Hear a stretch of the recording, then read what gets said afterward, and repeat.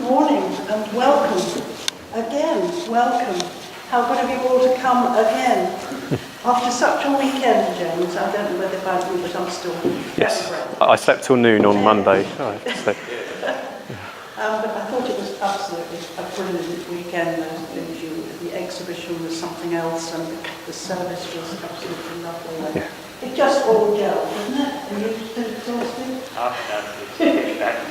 So now we're back to poor chaps who died after the armistice, and not the poor chaps so much as the poor families, can you believe? So over to you now. Yes. Thank you. Although, we had signed the armistice, it was merely a truce, and we wouldn't sign peace until 100 years ago next year in June.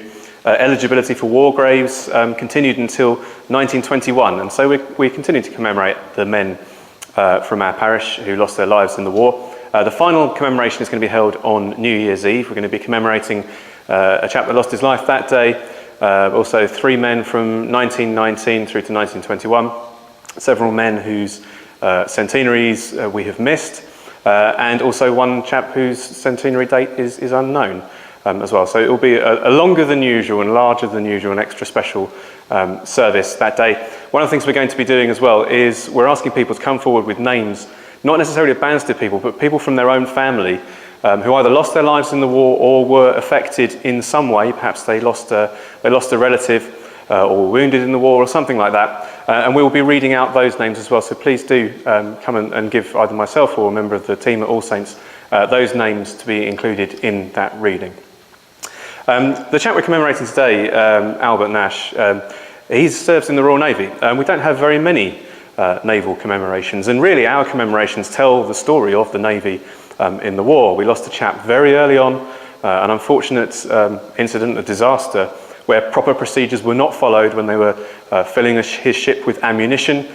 Some spark or some incident set alight a shell, and the chain reaction spread through all the shells they had stacked carelessly along the edge of the corridor all the way down to the magazine, resulting in hundreds of lives being lost. Procedures were tightened up after that. Accidents became much less common. Our second naval commemoration was on New Year's Day of 1915. A commander of a ship ignored warnings that there were U-boats operating in the English Channel, and he rather foolishly stopped to conduct a search and rescue practice drill, and the ship was, of course, inevitably torpedoed once, and several hours later a second time when it went down, and again hundreds of lives were lost. Again, procedures were tightened up, and losses from accidents, the silly decisions like that, were reduced. We lost a man at the Battle of Jutland. He was 18 years old, or 17 years old, sorry. There was the largest naval engagement of the war. There was sort of sporadic fighting around the world of these minor clashes between our navies, but Jutland was the really big one, fought in the North Sea. There wasn't really a decisive winner in the engagement itself. Both sides lost a lot of ships and a lot of men as well, but there's the ships, the fleets that escaped at the end of the day were still very large, very considerable fleets. But the Germans never left port. Their main battle fleet never left port after that. So at least a moral victory for the Royal Navy. So casualties in battle since then have been very few and far between. And we haven't had a naval commemoration, I don't think, since June of 2016. But now Spanish flu is striking, and the Navy are particularly at risk from this because they're all cramped together in a small area on a ship, and this disease spreads like wildfire, and they're at sea for weeks on end, potentially. There may be no escape from this. It's carried out from, well, any major port like England. It will sail out with the crew. It'll arrive in some coaling station on the coast of Africa, for example. Everybody that's coaling the ship, thousands of people involved in those sorts of operations, will all catch that, and they will then give that infection to the next ship that comes calling. And so it spreads very quickly. If you look at the cemetery in which Albert Nash is buried, Haslar Royal Naval Cemetery, it tells the story of the flu epidemic. There are approximately 8 burials per month in that cemetery throughout the entire war. When we get to June of 1918, I'll give you the monthly numbers of burials from June 1918 onwards. The first wave of Spanish flu, the less deadly one, is beginning to strike at that time. The second wave that hits in the autumn that really is the most deadly one. So the burial numbers by month from June 1918 onwards are 6, 6, 7, 48, 132, 43, 8. And it's that peak that we're just hitting now, 100 years ago. The death rate in Banstead is 50% higher than in a normal year, or the burial rate, I should say, and we know of more people that died within Banstead at that time who were then buried elsewhere locally as well. So a phenomenal impact on the world. Something like 500 million people infected. Estimates range anywhere from 20 to 100 million people died as a result of that. The worst flu epidemic the world had seen since 1889, and Albert was one of those victims. I'm going to tell this story in a bit more detail after we toll the bell. Before we do that, I'm just going to read a poem. One of his postings was to support. It was to Grimsby on the east coast, and from there trawlers operated. Grimsby being a big fishing port, and their job in wartime was to catch a more deadly catch. They were used as minesweepers. So civilian crews would go out and they patrol the North Sea. And the trawlers were ideal for this because they were wooden hulled, so they're not going to attract magnetic mines. They've got a very shallow draft. They float right on top of the sea, so mines that would normally hit a larger ship will be floating beneath them. The crews were very experienced at handling awkward objects and removing them from the sea with great care. They could manoeuvre very, very slowly, and also they could turn on a sixpence.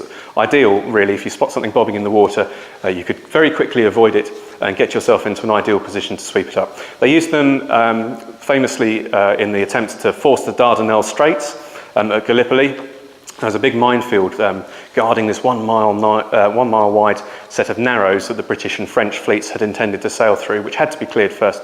And these civilian crews went out very bravely and tried to disarm this minefield, gather all these mines in, and they didn't succeed. One of the drawbacks of using these highly experienced civilians was that they were civilians and they could not be compelled to face fire. So their efforts were entirely voluntary. Some skippers would stick to it under the guns, and others, entirely understandably, would withdraw to safety. And so that particular operation at Gallipoli did not succeed. But they did some very brave, very valuable contributions to the war effort in the North Sea and the English Channel in particular. And this poem is by E. Hilton Young, and it's called Minesweeping Trawlers. Not ours the fighter's glow, the glory and the praise. Unnoticed to and fro we pass our dangerous ways.